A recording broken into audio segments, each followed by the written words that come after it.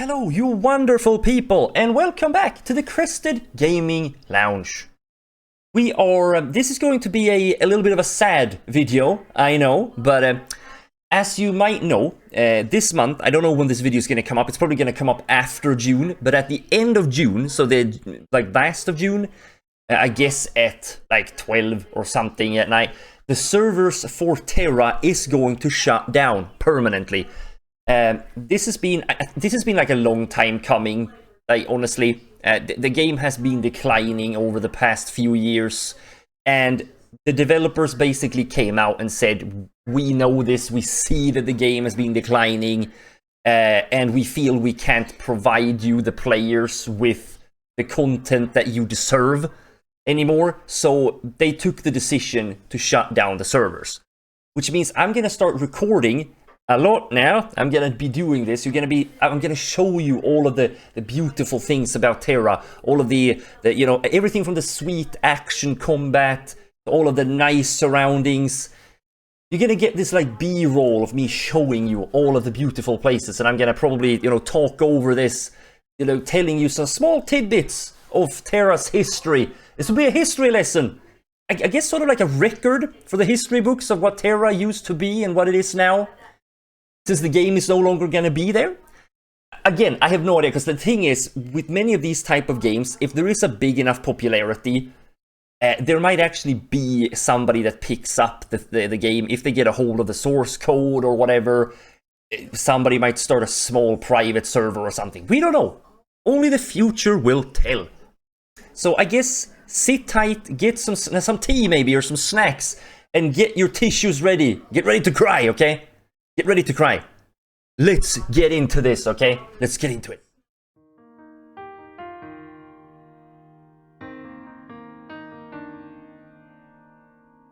They say that all good things come to an end, and with Tera it is no exception. Welcome to an end of an era with Tera.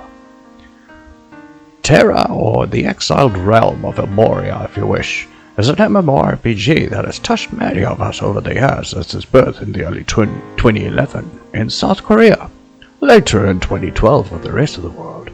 Don't worry, people, we always take a little bit of time to catch up with the other countries. It might not have been the most popular MMO of them all, but for many it was a place of wondrous adventures, but also a place to call home. Over the years, many of us frequented Tera's many wondrous lands and protected its innocent people and slayed its evils. This will be a journey through the history of this game's life and inevitable death. Tera has gone through its fair share of changes over its long life. It was brought to life by the Bluehole Studios in 2011. Nexon, Krafton and Gameforge published this game in its respective regions. In 2014, it received a new name in the form of Tera Rising. This was also when the game took on its role as a free-to-play game for the entire world to experience. But that is not the end of Tera's changes. Not even a year later, the game changed its name again to Tera, the Fate of Arun.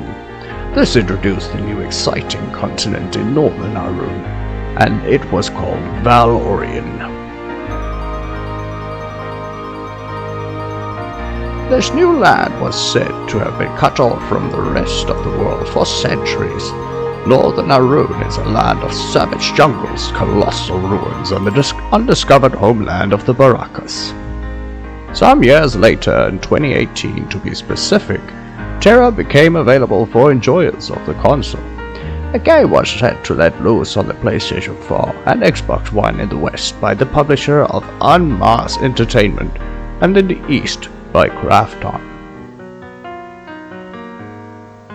Unmasked Entertainment's part of Tera was however not to last, and in 2020 the decision was made that they would shut down their offices for good. So in its place came Gameforge in the West to mantle the publication of Tera. With that, let's look into some of the magical lore that is now lost but not forgotten in the game of Tera. It all started with two beings. They were called Arun and Shara, titans of unimaginable power, and they met in a formless void for some unknown reason. The two titans fell asleep. As they slept, the exiled realms of Arborea formed around them. Today, these titanic creatures' bodies make up the two continents of Tera. As they continued to slumber, their dreams took form and gave life to the first 12 creatures. These godlike creatures started to fight amongst each other. Even with all this fighting, Arun and Shara remained sleeping, and from their imaginations spawned the first mortal races.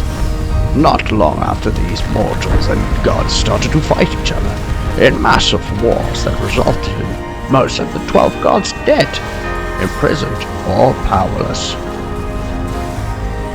But as we all know, this beautiful game with its many wondrous lands, races, adventures, and deep evil dungeons did unfortunately meet its end on the 30th of June this year, as the developers stated they could no longer provide Tera's adventures with the epic content they once came to expect. So now we take our final goodbye of Tera and remember all of our wonderful memories they have given us over so many years. I have been your host, FrostYRSA, and I wish you all many happy adventures in the future.